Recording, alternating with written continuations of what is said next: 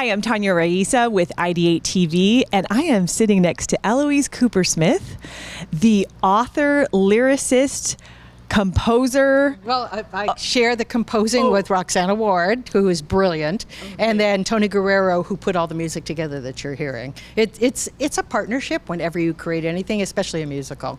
But yes. Wait, what musical are we talking about, Eloise? My unauthorized Hallmark movie musical, which is here playing in Orange County. Yay!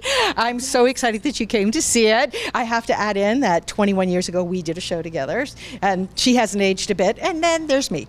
So, but yeah, no, I'm so happy that you came to see the show, because the show is, when I created it, was to be uplifting and to really give people hope. I hope that when people leave, they're going, you know what, my day is better. I have unplugged, and now I can kind of replug into society and get along with people. And, you know, the whole idea is to bring joy, and that is really what the show's all about, and it's why I do it.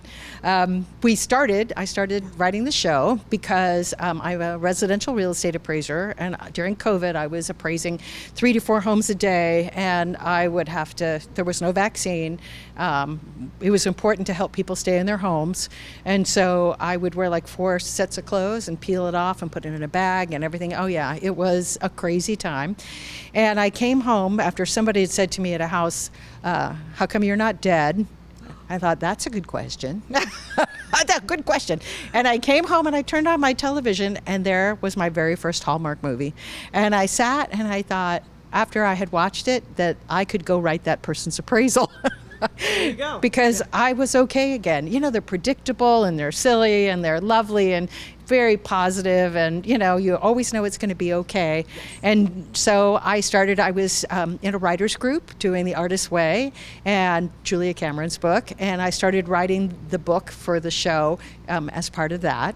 And I was also in a class on composing. Didn't realize that I had to play the piano.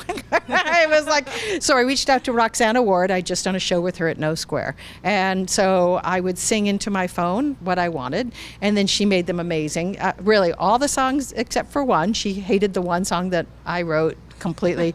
It's the Doodle song, which is actually my favorite song. You guys have to hear it because it'll get in your brain. It's an earworm. And she's just so fun. She's so talented. She was like, oh no, not this. And I was like, oh yes, this. So we ended up putting that together, and we had a hard time. Zoom had just come out, so actors did not know how to audition, and I have kept several of the tapes from people sent me. I mean, there was this gentleman auditioning his dance audition. You know, we would send them a video of it, and he had a room like the size of a one-car garage, and he had a bed and a drafting table, and he was bouncing off that. I'm on the floor just going, here, I'm calling you back just because you have such guts. But anyway, we put out the call, but a lot of actors, when they heard we were going to shoot it, even though there was no vaccine, a lot of actors were like, no, I'm not comfortable, which I totally get. So we started to reach into our own resources. So my daughter Maggie is one of the singer-dancers, the daughter of the director. Oh, yes. There she is, over there. My daughter, the director, Ann Ranolfson, who is like Broadway royalty, she has her daughter, Tess, who plays the Hannah, Tavern's daughter. And I have worked with everybody else. So we started pulling people in. The only people that came from the auditions were Monica and Andrew, so the person who plays Patty and our prince, Holly. And he was just so cute. And all of them had beards because it was COVID. And I said to him, bad news. You're the ingenue. You got to shave that sucker off. So he shaved it off, and as you saw, I've done a fabulous job. So I was just really lucky. We rented the Chance Theater for 6 days, had a 16-person film camera crew. Chrissy Guerrero directed the video portion of it and did the stage portion of it. And it just came out really magical. And I'm so grateful because every time I look up at that screen, at some point in the show, I always think to myself how lucky I am that but I have amazing friends who are talented and people who really saw the vision for this and helped me put it all together. And so our first show was 2021 Omicron, December, with P3 Theater, but nobody was buying a ticket to go to the theater because of Omicron. So we wrapped early, and then I had wonderful reviews, so I pitched to Edinburgh, and we did a month in Edinburgh. Okay. And it was so much fun because they don't know what Hallmark is, but they know what a rom-com is, and that's the great thing about the show. You can relate to it even if you don't watch Hallmark movies. The interrupted kiss, the stroke on the cheek, the almost touching the hands, the coffee spills. Oh yeah, it's all there. The formula. Yeah. But that's what makes it so much fun. And what is unique about this is that when I leave stage, the characters run away with the show. And that is what makes it, all of a sudden it turns from a nice little homage to Hallmark to a statement about people should be able to self-actualize and be who they are and feel empowered. And the Hallmark guys should not have to follow the Hallmark formula, so the Hallmark women should not have to follow that formula either. And so that's why the show really inspired me. I read a book called The Heroine's Journey, not the one by Joseph Campbell, but the other one by Maureen, and it's inspiring. It talks about the voices of women in the past and now, and that's where that song came from. Yeah, so it's been an amazing trip. We've been touring. We were in upstate New York, Virginia, and last year we did 6 weeks in San Francisco at Top of the Shelton, and it was really fun. People came from all over to see it. It's amazing. There are rom-com fans everywhere you look. And then this year, I'm mostly going to conferences to book the show. And so when I had seen David's theater and what they do, it's what David does is what I did here, taking multimedia and combining it with live theater to make it a different, impactful experience. And we connected, and he told me about this whole app idea, and I was like, yeah, let's try it. And so we've had a lot of fun. I don't know if David told you, but like today when I was explaining to people how the app connects and what it shows about them, I had a wonderful group of people here, the Silver Singers, who are 55 plus, and all the singers, every time a song came up, their app jumped. Yeah. And yet I had another friend who was a dance team mom who came today as well, and hers just went up like this. And so at the height of the story, then when the stress of the story was over, it fell back down. So she watched the story. And I think people are really interested in data about themselves because they want to understand how ultimately that they can use that to connect themselves. And I think this experiment has been really successful for everybody that's come and seen it and been a part of it. And certainly really interesting and adventurous to see the information, right? Yeah, and see like the truth of your emotions because of what's in front of you. Right, and there's a safety line. And so the safety line, it was funny because one friend had a safety line that was up like this, another was like this, and she was very into the show. She was in the front row, and I was like, oh God, here we go. What's gonna happen next? She was on the edge of her seat. Makes it really fun. And I also think it's a great springboard to talk about things that are important for us to share without having to go into politics or anything right now that makes people really crazy. And that's what I said. Our place here is to unplug you so that you walk out and you just feel better. You've had some dark chocolate, you've gotten a Love Warrior badge, you're good. And So did you enjoy the show? I get to ask Yes. No, and Eloise makes it very interactive when it's the right time. And so she comes out to the audience and she might give you a token of what she's telling you on stage. But when she's talking about multimedia experience, there has been a show put on screen and she interacts with the characters that she's writing with. So if you haven't seen the show, if you can only imagine, people that are in her head are on the screen, she's writing about them, and so there's just this constant circle of interaction, and it's so creative. Oh, thank you. I really enjoyed doing it because most people do talk to their televisions at home.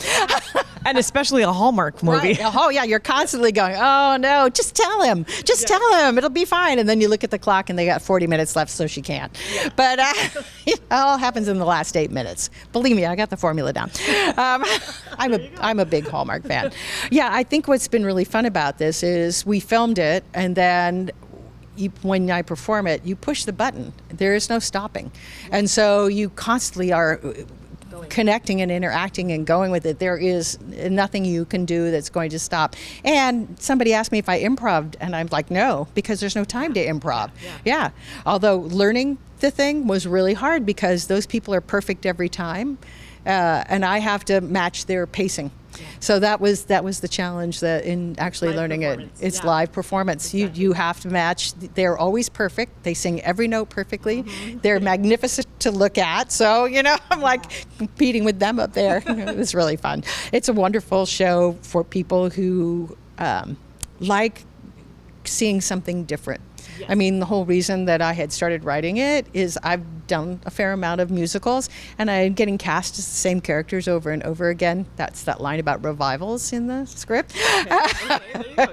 And so I wanted to do something original. And when I was getting my master's at Cal State LA, my topics were Spalding Gray and Laurie Anderson, who do performance art. And that has really been something I've gone back to.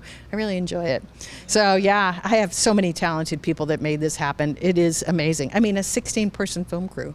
Yeah. And I have to say the most important person on that shoot was my dear friend Mary Mendelson from college, who was in charge of all COVID control. Nobody got sick on our shoot. 6 days later, that theater has never been that clean. Wow. She would not let you walk around without a mask, no vaccine. When we had to eat outside. When it rained, we had to eat in our cars. That was weird. But everything else was we did. They learned that choreography the morning they showed up on set. Wow. Yeah. So, yeah, it was an amazing feat by some super talented people. So what's next for the musical? Are you going to take it to the next conference you said, or have you been booked at another location near future? I have really learned a lot about booking. When I first went to APAP, which is what you go to in January to book, it was COVID. And so I got booked right away. And I got booked again the next year. And then all the other conferences came back to life. And so I want to tour in the Midwest. That's really my goal. And actually my dream would be, so Hallmark is having a Christmas event. I don't know if you know, but for the November through all the way through December, they're going to have all the people there, and they're going to have a Christmas, and it's going to be right there at where Hallmark is located. And I would love to bring my show there. Yes. So everybody write to Hallmark. No, just kidding. It belongs there. It does. It's super fun, and people who love Hallmark will love. And we are not Hallmark. I always have to say that, but we sure are huge fans. Yes. So my dream would be to do that. But you go to these conferences now, and you meet more people, and more theaters have opened up, and so the potential for booking comes when you go face to face. It's a world I never knew about. And when I went and did the Fringe in Edinburgh, I realized that everybody is paying to play, and I feel like actors should be paid. I paid everybody here. I paid for, and I feel like that's my goal, is to continue to get it booked, because I have been getting booked and paid to do it, but to continue to take it around. That's really the dream, continue booking it around. It's been super exciting. I can't wait for the next thing to come up. So it's so funny because I have an understudy, and she looks nothing like me, and Deborah Robbins, and she's such a talented person, and she's this tiny little blonde person, and yet it comes to life differently. Nina has done the show as well. That's awesome. Yeah, it's been interesting to see her. It's like, right, because it's herself. Yeah. She's so talented. She does a lot of big band singing right now. What a voice, right? Yeah. What a voice. Oh, incredible. Yeah. And you too, Eloise, what a voice. Thank you. And the energy and the power that she has through live performance interacting with recorded performance. Right, because they're flat. Right. Yeah, we love them, but they're flat. They're 2D, and I'm 3D. But honestly, I think the greatest joy I get is when everybody in the audience gets so into it that it's like they're watching the Hallmark movie and they're watching me write the Hallmark movie. It just becomes so meta. Yeah. And you saw it today. Everybody was so happy, you know. And if more people want to see it or find out more about it, where can they find out? Well, the best place to go is the website, which is lovealwayswinsmusical.com.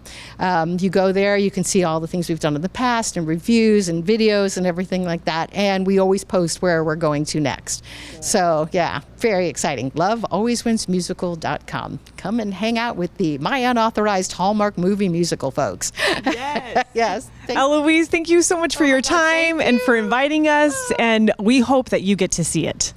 You've heard it here on IdeateTV. I'm Tanya Raisa.